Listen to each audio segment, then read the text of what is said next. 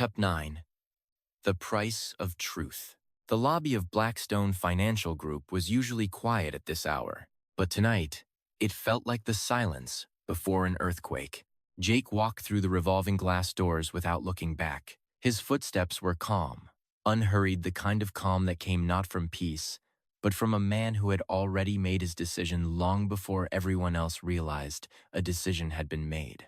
Behind him, on the 42nd floor, chaos was only just beginning. Daniel Mercer stood at the floor-to-ceiling window, his reflection fractured across the rain-swept glass. His jaw was tight. His fingers, wrapped around his untouched glass of scotch, had gone white at the knuckles. On the conference table behind him, 3 laptops glowed with the same word repeated across every screen. Access denied, sir. His head of IT, a nervous young man named Marcus, cleared his throat from the doorway.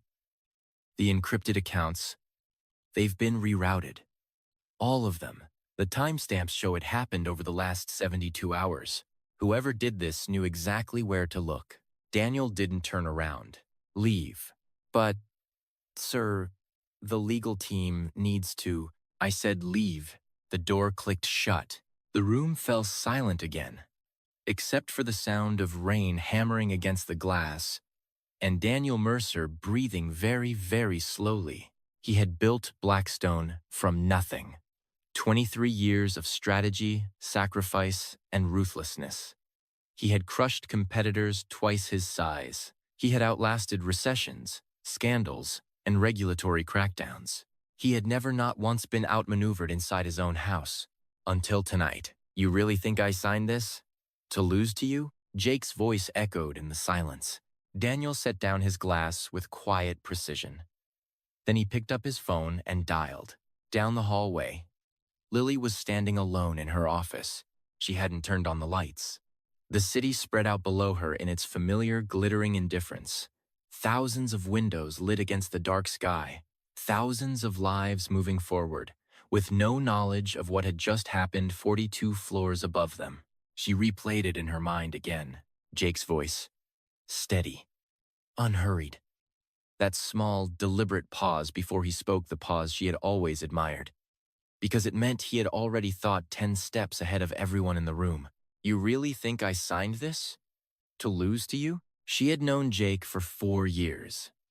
She had sat across boardroom tables with him, worked until 2 in the morning beside him, watched him dismantle deals that other men would have walked away from. She knew his silences. She knew his tells. She had thought she knew everything about him. She hadn't known he was capable of this. No, she corrected herself quietly. You knew. You just didn't want to see it. Her phone buzzed. Her father's name lit up the screen. She stared at it for a long moment. Then she let it ring. Outside, the rain had softened to a cold drizzle. Sophia was still standing under the awning at the building's entrance, her coat pulled tight, her eyes fixed on the pavement. She had heard the raised voices echoing down from the lobby elevator. She didn't know what had happened. She only knew that Jake had walked out of that building, looking like a man who had just set fire to everything he had spent a decade building, and was completely at peace with it. She heard his footsteps before she saw him. He came out of the revolving doors and stopped when he saw her. For a moment, neither of them spoke. The city moved around them, distant sirens, a taxi splashing through a puddle, the low hum of the building's ventilation system above their heads. Jake. Her voice came out smaller than she intended. What did you do? He looked at her for a long moment. Then, quietly, what I should have done 3 years ago. Sophia's throat tightened. Tell me the truth. All of it. Not the version you thought would protect me, the actual truth. He exhaled slowly. The rain caught in the streetlight between them, each drop suspended for half a second before it fell. 3 years ago, he said, your father came to find me. Sophia went still. I was 26. I had just been promoted to senior analyst. Your father sat across from me in a coffee shop 2 blocks from this building and told me that if I truly cared about you, I would understand that a man with my background, my history, would only bring you pain. He said BlackStone was already watching me. That one misstep and everything I had worked for would be gone. Jake paused. He didn't threaten me. He just told me the truth as he saw it. And the worst part was, I believed him. Yake. I left because I thought it was the only way to keep you safe from the consequences of who I was. His voice was steady, but something underneath it wasn't. I was wrong. I know that now. Sophia looked away. The pavement was dark and wet and bright all at once with reflected light. And tonight? She asked. The contract. What did you actually sign? Jake reached into the inside pocket of his jacket and withdrew a folded document. He held it out. She took it, unfolded it slowly. For a moment she just read, her eyes moving across the page in the orange glow of the street lamp. Then she looked up. You transferred the assets back to Carter Group. Her voice was barely above a whisper.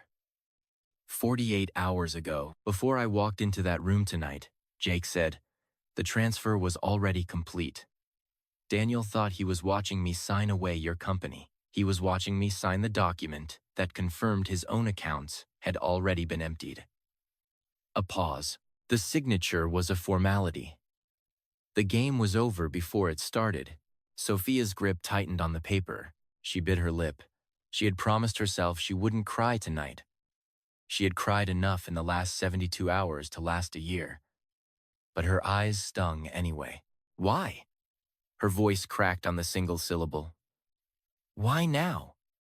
Why didn't you just... Because I spent 3 years choosing the safe thing. His voice was quiet, but it carried. And I am done choosing safe. The silence between them was not empty. It was full of everything they hadn't said. Of 3 years of distance, of every moment she had picked up her phone and put it down again without calling. Then her own phone buzzed in her coat pocket. She almost didn't answer it, but the name on the screen made her breath catch. City General Hospital. The hospital corridors were white and fluorescent, and smelled of antiseptic. Sophia walked fast. Jake one step behind her, until a nurse in scrubs appeared at the end of the hall, and smiled.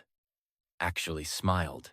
Which meant the news was not what Sophia had been bracing for since the phone call. Miss Carter. The nurse nodded. Your father is awake. The room was small and quiet. Machines beeped softly at intervals. Robert Carter lay propped against 2 pillows, thinner than she remembered, his face pale, but his eyes were open and clear. Sophia. His voice was hoarse, almost unrecognizable. She crossed the room in 3 steps and took his hand in both of hers. Dad. He squeezed her hand weakly. His eyes moved past her to the doorway, where Jake stood just inside the threshold. A long silence passed between the 2 men. Mr. Carter, Jake said finally. His voice was even, neutral. The voice of a man who had decided, somewhere in the last few hours, that some debts were worth canceling. Robert Carter's throat moved as he swallowed. Jake. A pause. I owe you. You don't, Jake said simply. Not tonight. Sophia looked between them. Something unspoken moved through the room like a current, an accounting between 2 men. Old wounds acknowledged without being opened. Not forgiveness, exactly. Something more like a ceasefire. Robert Carter looked back at his daughter. His grip on her hand tightened slightly. The company, he said. It's fine, Sophia said. Everything is fine, Dad. Just rest. He searched her face for a moment, then slowly he nodded and closed his eyes. It was past midnight when they left the hospital. The rain had stopped. The streets were wet and glassy, and the air smelled of cold water and distant exhaust. Sophia stood on the pavement outside the main entrance, her arms wrapped around herself, looking up at a sky so clouded over that not a single star was visible. He won't stop, she said. She wasn't looking at Jake. Daniel, you know that. I know. You destroyed his leverage. You transferred the assets. You walked out of his boardroom in front of his entire senior team. She paused. He's not the kind of man who lets that go. No, Jake agreed. He isn't. Sophia finally turned to look at him. So what now? Jake was quiet for a moment. His eyes were on the middle distance, that expression she recognized. The one that meant his mind was already 3 steps ahead. There's someone I need to speak to, he said. Who? He hesitated only briefly. But she noticed. His name is Richard Hall.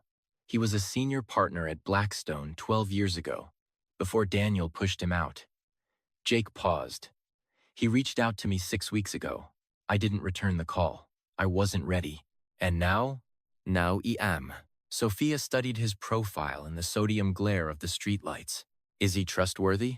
Jake's mouth curved slightly, not quite a smile. The expression of a man who had learned, the hard way, to calibrate trust precisely. He has something Daniel is terrified of, he said, which makes him the most useful person in the room. Sophia nodded slowly. She looked back up at the covered sky. Jake. Her voice was quieter now. He looked at her. When I asked you earlier whether you did all of this for me or to beat Daniel, she stopped. You didn't answer. I know. I'm asking again. The silence lasted 3 seconds. Both, he said finally. It started as both. He held her gaze.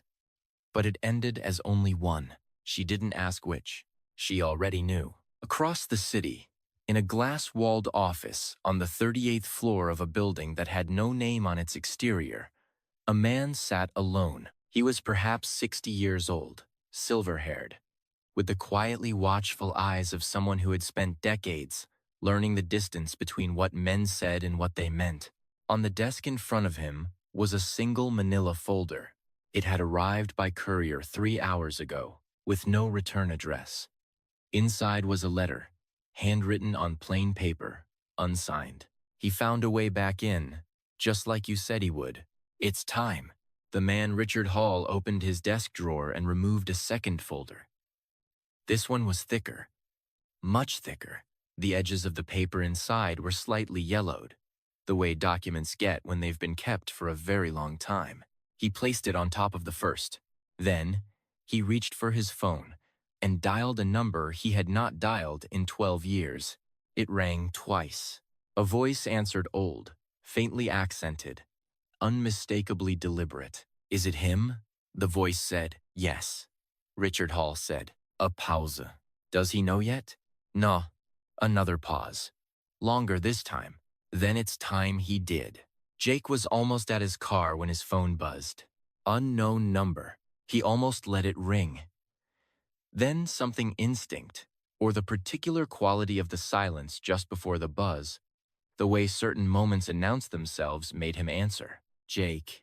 The voice was male. Older. Measured. Jake stopped walking. Who is this? Someone who has been waiting for you to be ready. A pause. I knew your father. Jake's hand tightened around the phone. My father is dead. Yes. The voice was quiet. He is. But what he left behind isn't. Another pause. Check your email. There's a file. It has your name on it. It's always had your name on it. Your father made sure of that before he died. Who are you? Someone who owes him a debt. A long beat of silence. And someone who can end Daniel Mercer. Permanently. If you're willing to finish what your father started, the line went dead. Jake stood motionless on the wet pavement. Around him, the city continued its indifferent hum traffic, wind, the distant sound of a siren fading into silence. He lowered the phone, opened his email. There was one new message. No subject line, no sender name. Just an attachment. He tapped it open. The file was dense financial records, internal memos, wire transfers, photographs of documents that no one outside BlackStone's innermost circle should ever have seen. Page after page after page of it, he scrolled to the final page. At the bottom, a handwritten signature on a cover note. For Jake, when the time comes. So you'll know you were never alone in this. Dad. Jake stared at it for a long time. The rain had started again, soft and cold, and he didn't move. His father had died when Jake was 19. Bankrupt, broken, defeated by men exactly like Daniel Mercer. Jake had spent 15 years building himself into the kind of man who could walk into any room in the world and not flinch. He had never known his father had been building something too, quietly, carefully, waiting for Jake to be ready to use it. He closed the file, looked up at the rain, and for the first time in a very long time, Jake Morgan felt something he had almost forgotten the shape of. He felt like he was not alone.